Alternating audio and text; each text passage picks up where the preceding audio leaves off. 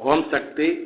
சக்திகள் அனைவருக்கும் என்னுடைய அன்பான வணக்கம். சக்தியிலே நீ ஒருவன் கும்பிடுவதால் உன்னை சார்ந்த அனைவரையும் நான் காப்பாற்றுகிறேன். இதற்கு மருதுபாண்டி வாழ்க்கையில் அம்மா பல உதாரணங்களை காண்கின்றார்கள். சக்தியிலே அந்த வகையிலேங்க ஒரு முறை மருதுபாண்டி சித்ராபயண வேள்வியில் சூழ யாகண்டம் செஞ்சாருங்க. அதை ஃபோட்டோ எடுத்து அவனோட லேப்டாப்பில் முன்பக்கத்தில் வச்சுக்கிட்டாரு.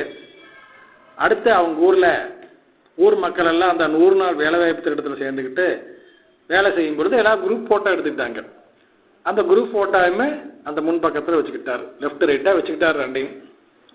இப்படி இருக்கும் பொழுது அம்மா கணவரை சொல்கிறாங்க, மகனே உங்கள் ஊருக்காரங்க ஃபோட்டோ இருக்குது பார் லேப்டாப்பில், அதை பார்த்து தினமும் 3 முறை என்னுடைய குருபோற்றி மந்திரத்தை படி, படுக்க போகிறதுக்கு முன்னாடி செஞ்சுட்டு அப்புறம் படுத்துக்கிறான்னு சொல்கிறாங்க. ஒரு காரணம் சொல்கிறாங்க, இவர்களை காப்பாற்றுவதற்காக உன்னை நான் படிக்க சொல்கின்றேன் அப்படிங்கிறாங்க. இவர் அதே மாதிரி 3 நாளுமே படித்தாருங்க.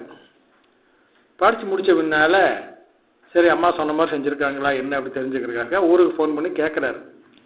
கேட்கும் பொழுது அங்கே ஊருக்காரங்க சொல்கிறாங்க, ஆமாப்பா நம்ம ஊரில் 2 பெரிய ஜாதி இருக்குது அல்லவா, அவங்கள ஜாதி பிரச்சனை ஏற்பட்டு அடிதடி தகராறுலாம் பண்ணி ஒன்றுக்கு ஒன்று கல்லால் அடிச்சுக்கிட்டாங்க. அந்த கல்லடிப்பட்டு இந்த சைடு அந்த சைடும் ஒரு 6-7 பேர் எல்லாம் அடிபட்டு பாதிக்கப்பட்டிருக்கிறாங்க அப்படின்னு சொல்கிறாங்க. இதை கேட்ட மருது என்ன நினைக்கிறாரு, என்னடா அது அம்மா காப்பாற்ற சொல்கிறாங்கன்னு வெட்டுக்குத்து நடந்து சாகிறதுன்னு காப்பாற்றினாலும் காப்பாற்றுது, கல்லடிங்கெல்லாம் சாதாரண விஷயம் தானே அப்படின்னு நினைக்கிறாரு. அப்படின்னு நினச்ச உடனேயுமே அம்மா மறுபடியும் அடுத்த நாள் இரவு கனவுல சொல்கிறாங்க, மகனே அப்படியெல்லாம் விதிப்படி என்ன தெரியுமா நடக்கணும் அப்படின்னு அம்மா அதையும் வீடியோ போட்டு காமிக்கிறாங்க. இந்த 2 ஜாதிக்காரங்களுமே அருவாள், ஈட்டி, அந்த மாதிரி கட்டாரி, இந்த மாதிரி பயங்கரமான ஆயுதங்களை வச்சு ஒன்றுக்கு ஒன்று மோதிக்கிறாங்க. பலர் வெட்டுப்பட்டு இறந்து விட்டார்கள்.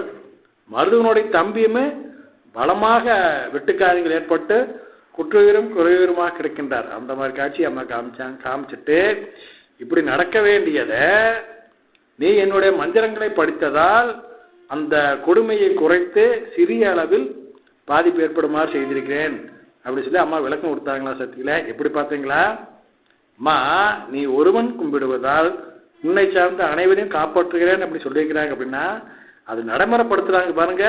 நம் கருணை கடல் பங்காரு தெய்வம். ஓம் சக்தி.